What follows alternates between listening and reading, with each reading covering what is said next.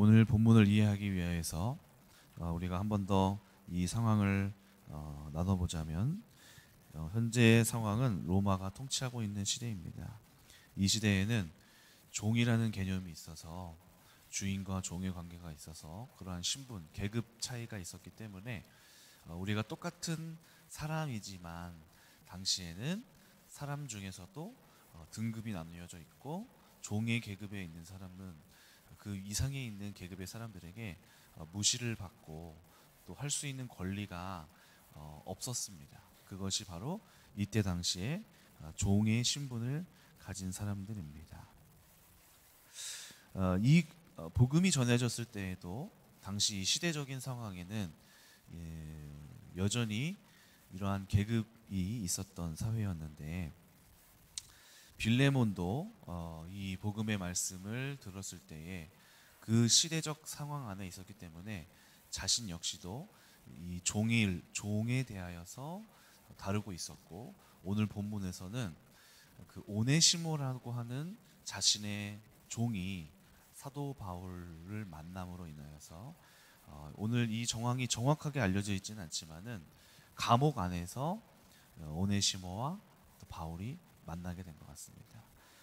빌레몬서에서 여러 가지 이제 학자들이 많은 얘기를 하지만 이 오네시모가 도망쳐서 감옥에 갔다가 만났다라고 이야기하기도 하고요. 또 어떤 사람들은 빌레몬이 이 오네시모라는 이 종을 감옥에 갇힌 바울을 위하여 섬기러 이렇게 음식도 갖다 주고 보내주고 가서 섬겨주어라 하는 중에 바울이 만났다라기도 말을 하기도 합니다.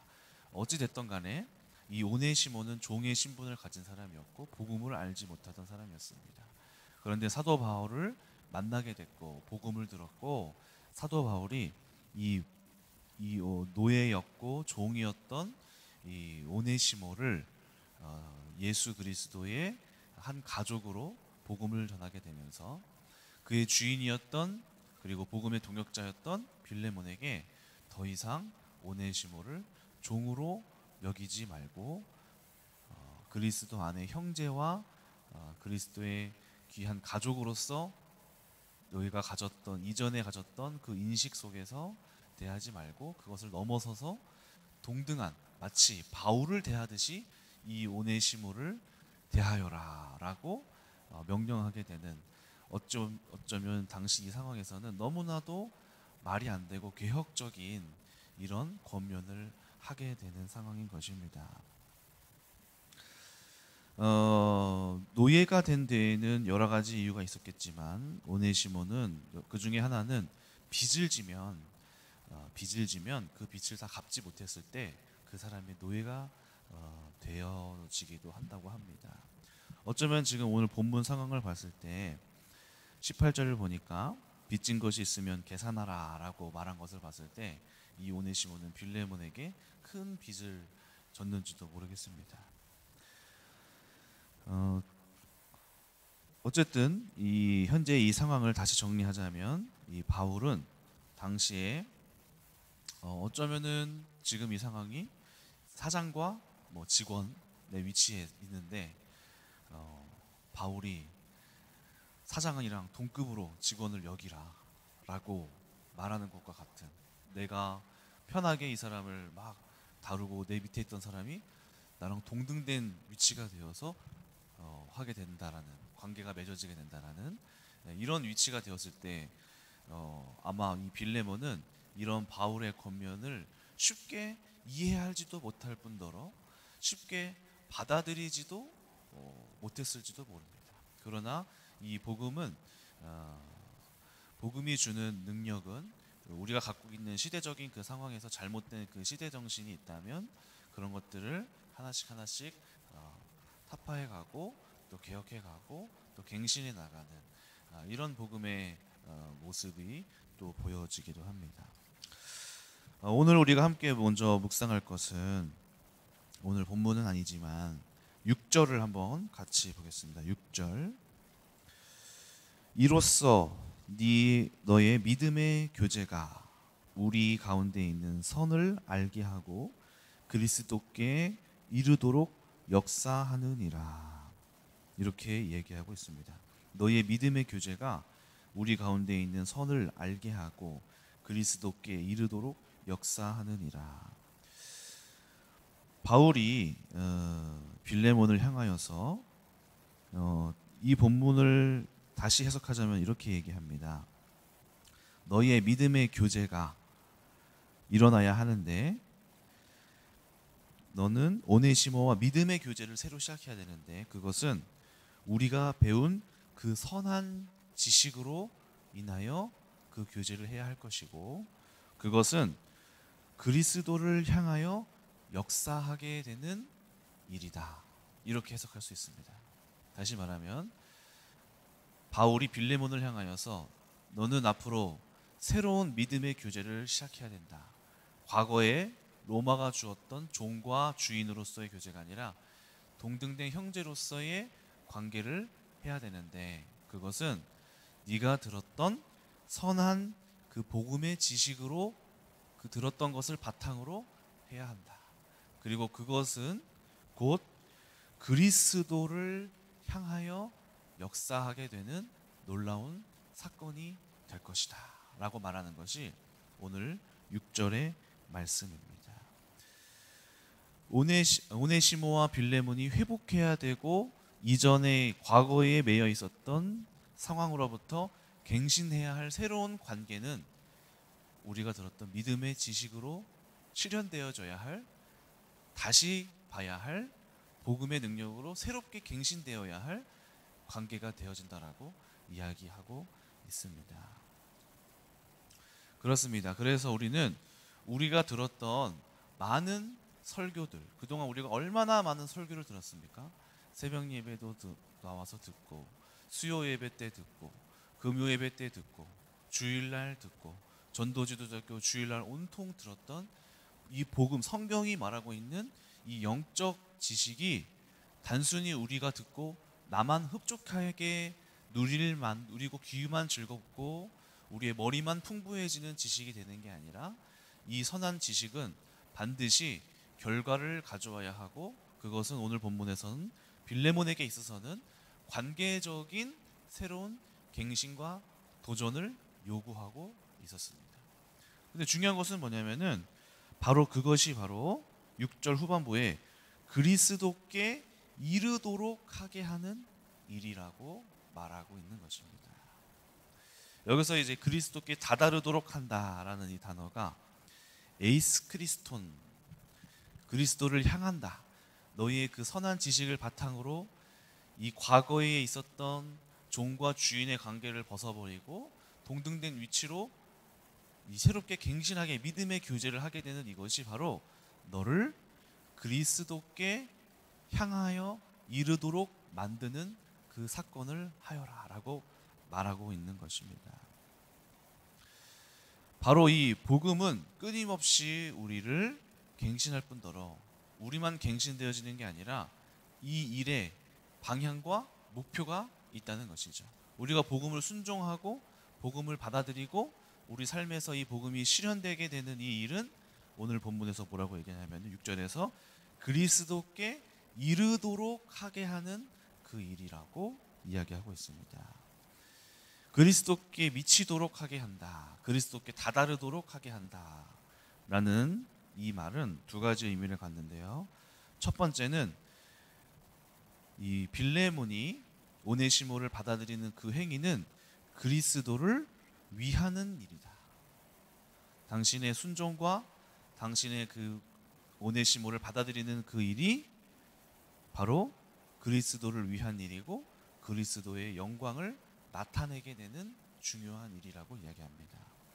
두 번째는 빌레몬이 이런 순종을 함으로써 그리스도를 닮아가게 된다. 그래서 그리스도께 점점 더 가까워지게 하는 행동이다라고 하는 두 가지 의미를 갖고 있는 것입니다.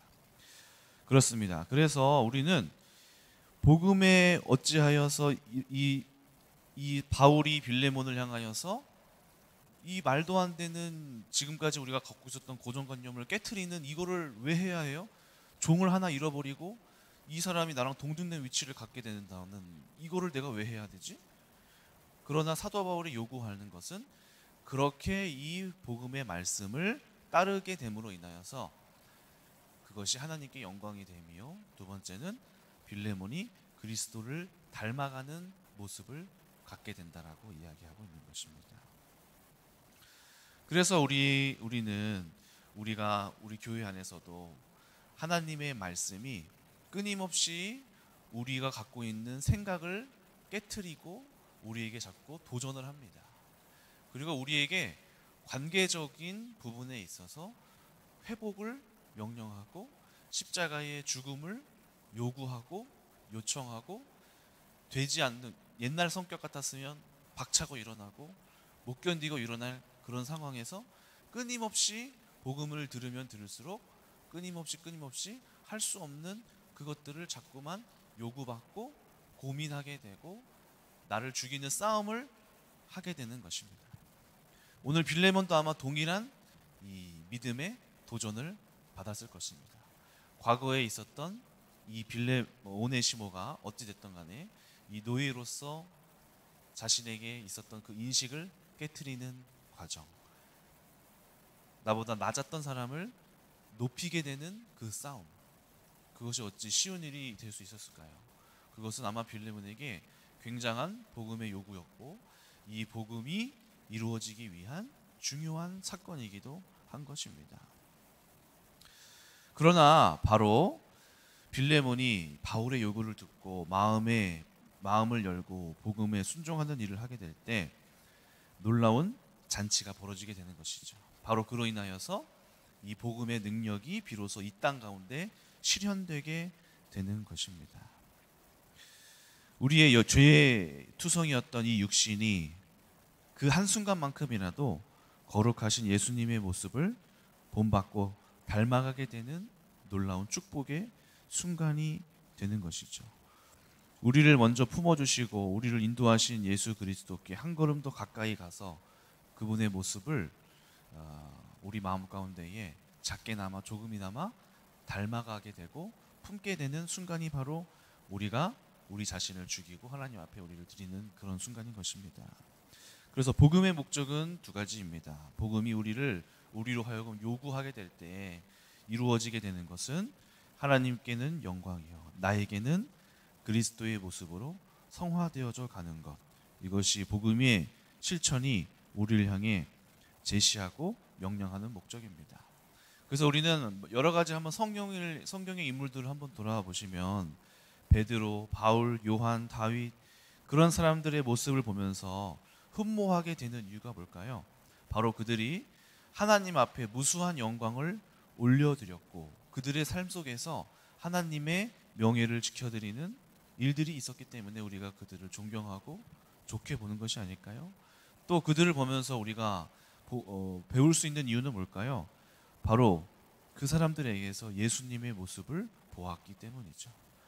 베드로가 변하기 전의 모습 속에선 우리가 배울 것이 없습니다. 그런데 베드로가 예수님의 모습을 닮아가기 시작하는 그 순간부터 우리는 그를 다시 보기 시작합니다. 베드로의 차이가 무엇입니까? 그 안에 예수 그리스도의 성품이 있느냐 없느냐에 따라서 우리가 그를 보는 시각이 달라지게 되는 것입니다. 하나님께서 우리에게 복음의 요청을 하시는 것도 그것입니다. 제가 만약 그냥 인간 이동주로서의 삶을 여러분들에게 보인다면 저는 존경받을 것이 하나도 없습니다. 그런데 제 안에 있는 그리스도의 모습이 조금이라도 있다면, 그것들이 나타났다면 사람들은 이동주의 모습이 아니라 제 안에 있는 어떤 그리스도의 속성, 그것을 보고 저 사람을 좋게 보게 되는 것이죠. 그래서 하나님께서는 끊임없이 우리에게 그리스도의 모습을 가지라고, 갖고 있으라고, 그로 인하여서 우리로 하여금 하나님께 영광을 나타내게 되라고 이야기하고 있습니다. 오늘날 세상이 그리스도인들에게 실망하는 이유가 뭘까요? 그리스도인들에게 그리스도가 보이지 않기 때문이죠. 고린도후서 2장 14절에서 15절 이렇게 얘기합니다. 항상 우리를 그리스도 안에서 이기게 하시고 우리로 말미암아 각 처에서 그리스도를 아는 냄새를 나타내게 하시는 하나님께 감사하노라. 이 말씀이 무엇입니까? 우리 가운데에 어떤 향기가 풍겨나야 한다는 거죠. 그리스도를 품었다면 그리스도의 향기가 흘러나와야 되는 것입니다. 죄를 품었다면 그 죄가 드러나고 행동으로 나오게 돼 있습니다. 그렇다면 그리스도를 품었다면 우리 가운데에 그리스도가 흘러나오게 되고 각 처에서 있는 사람들이 저 사람을 보고 만날 때 저 사람 안에 있는 그리스도의 향기를 눈치채고 맛보고 맡고 궁금해할 수 있다는 거죠. 그래서 예수님께서 직접 계시지 아니하시고 각 사람마다 성령을 주신 이유는 각 처마다 우리가 있는 그 지경 속에서 그리스도의 향기를 흘러내게 하는 그러한 사명이 우리에게 있는 것입니다. 그렇다면 어떤 모습이 하나님께 영광을 나타내고 우리가 그리스도를 닮는 모습일까요? 가장 먼저는 18절입니다. 18절. 그가 만일 너에게 불의를 하였거나 너에게 빚진 것이 있으면 그것을 내 앞으로 계산하라. 바울이 친필로 쓰노니 내가 갚으려니와. 이렇게 되어 있습니다. 자, 뭘까요? 어떤 모습이 하나님의 영광을 나타내고 그리스도를 닮은 모습일까요? 그것은 바로 대속해줌, 대신 속하여 주는 은혜, 은혜의 모습이 우리로 하여금 하나님께 영광을 나타내는 모습이요, 우리 안에 예수님의 모습을 갖게 해주는 성품 행동입니다. 만약 오네시모가 이 바울의 이야기를 들었다면 오네시모는 어떤 마음을 가졌을까요? 바울이 이렇게 얘기하죠. 18절 보니까 만일 빌레몬 너에게 오네시모가 잘못한 것이 있으면은 내가 계산할게. 내가 대신 계산할게. 이게 바로 어떤 모습이죠? 대속해주는, 대신 그것을 갚아주는 모습이죠. 이 모습이 바로 복음의 능력이 나타나게 되는, 하나님의 영광이라는 것이 무엇인지를 보게 되는 순간인 것입니다.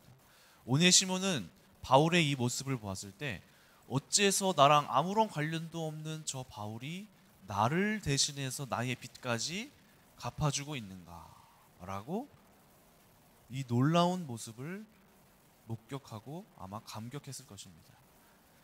근데 이 모습이 바로 어떤 모습이죠? 바로 예수님께서, 하나님께서 예수 그리스도를 통하여서 우리 가운데 먼저 보여주신 대속의 은혜가 오늘 바울의 모습을 통하여서 오네시모는 경험하고 있는 것이죠. 바울의 그 대속하여 줌을 대신 갚아주어 주는, 다른 말로 하면 은혜죠, 은혜. 은혜의 모습을 보고 오네시모는 이 복음의 능력을 보고 도대체 하나님은 누구신가? 어찌하여 나에게 이렇게 큰 은혜를 주는 것인가? 하며 감격하였을 것입니다. 그래서 이 복음의 다른 말은 바로 은혜입니다. 은혜가 나타나고 은혜가 실현되어지는 그 순간이 하나님의 이름이 높여지게 되고 그 안에서 예수 그리스도의 모습을 간접적으로 경험하게 되는 순간인 것입니다. 이 은혜에는 조건이 따로 붙습니다. 그것은 바로 받을 수 없는 상태가 되어야 합니다. 우리의 삶에서 어떻게 하나님의 은혜를 나타낼 수 있을까요? 그것은 바로 우리가 허용할 수 없는, 우리가 받아들일 수 없는 자들을 향하여 행하는 물질적인 은혜, 그리고 그 사람 자체를 받아들여주는 축복, 사랑할 수 없는 사람을 사랑하게 되는 은혜, 꼴보기 싫은 사람을 우리 집 가까이 초대해서 만찬을 베풀 수 있는 은혜, 이러한 은혜가 나타나게 될 때 우리는 받아들여짐을 경험하게 되고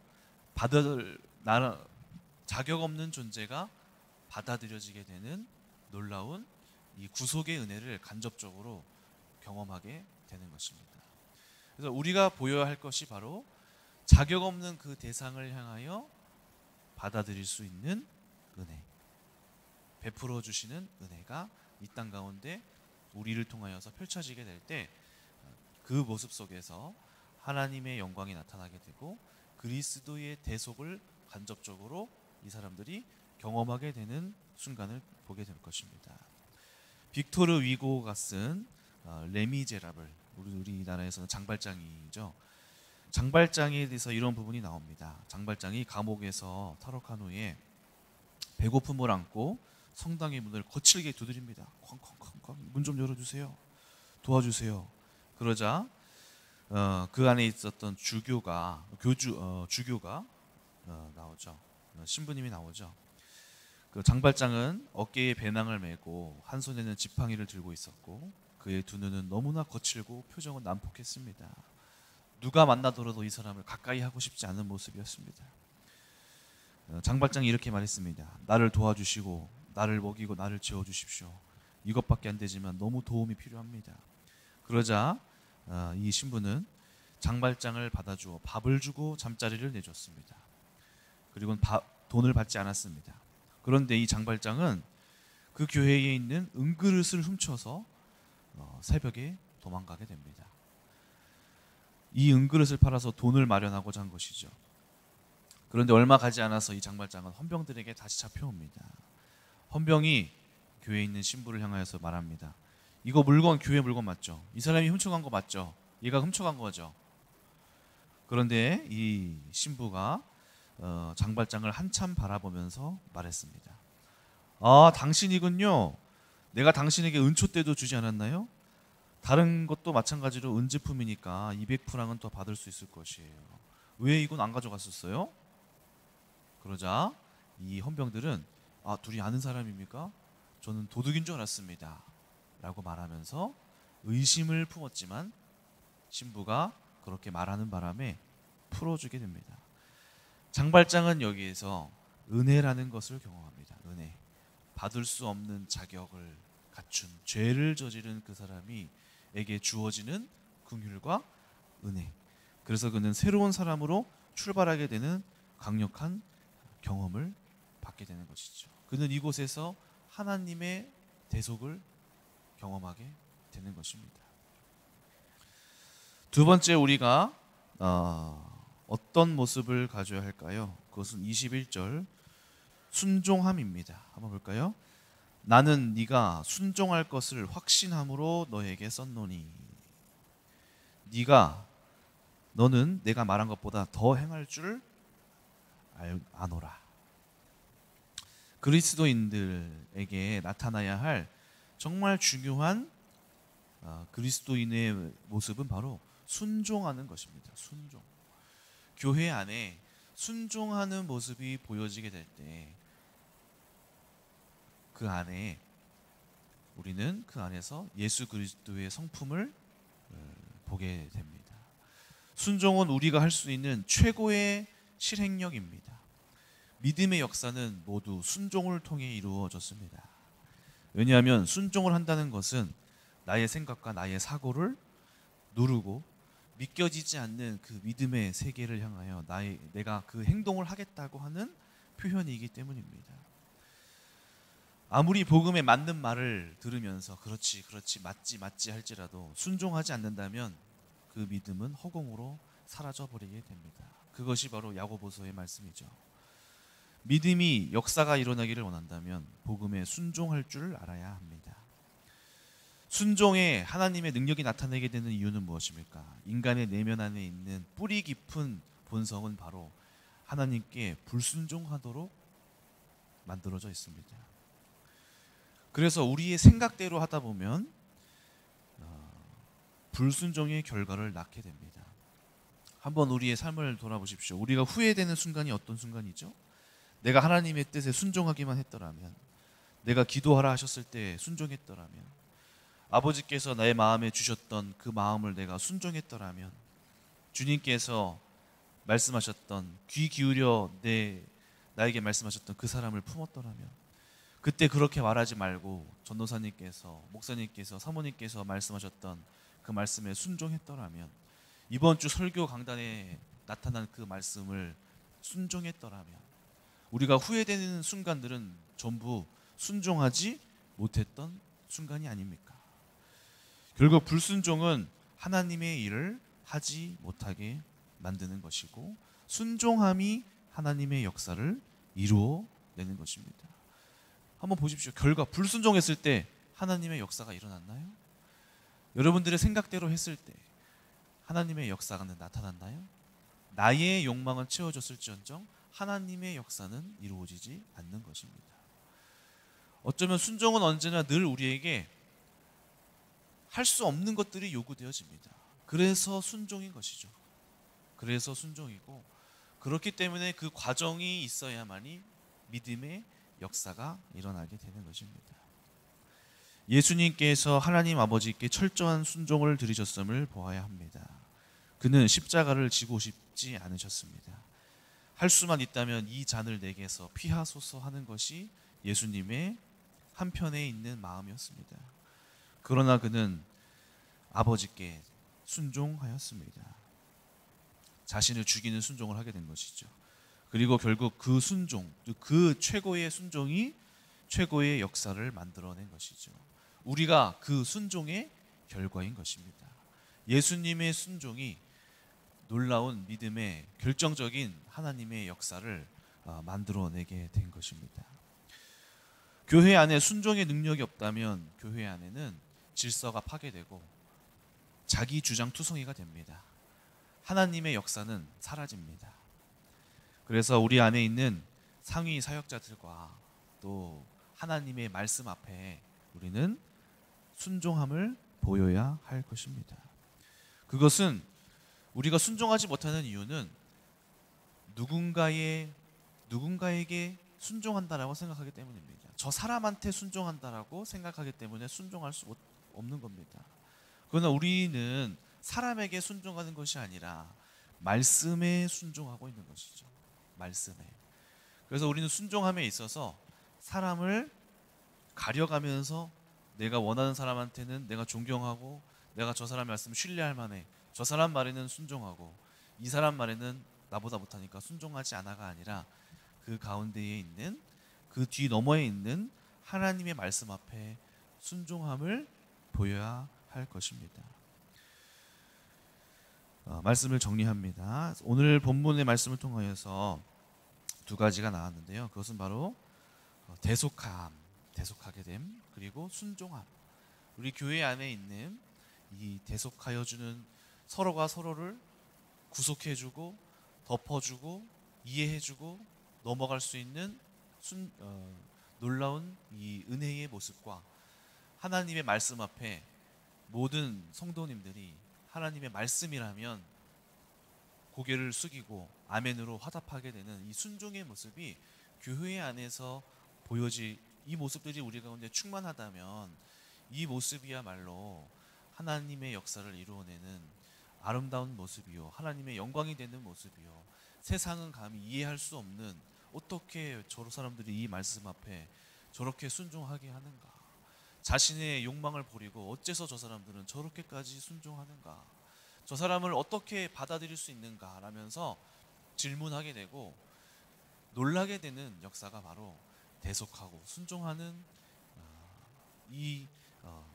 이러한 개념 앞에 있는 것이죠. 그래서 오늘 사도 바울이 그렇게 빌레몬을 향하여서 복음의 능력을 이야기하고 있습니다. 오늘 우리 교회 가운데에 이 말씀의 순종함과 또 그러함으로 인하여서 우리 여러분들 가운데에 그리스도의 모습이 충만하여서 여러분들 한 사람 한 사람이 그리스도의 충만함으로 세상 가운데 나갔을 때 사람들이 여러분들의 모습을 보면서 놀라고 궁금해하고 하나님의 영광을 맛보게 되는 그러한 축복이 우리 큰나무교회 성도님들에게 있기를 축원합니다. 기도하겠습니다.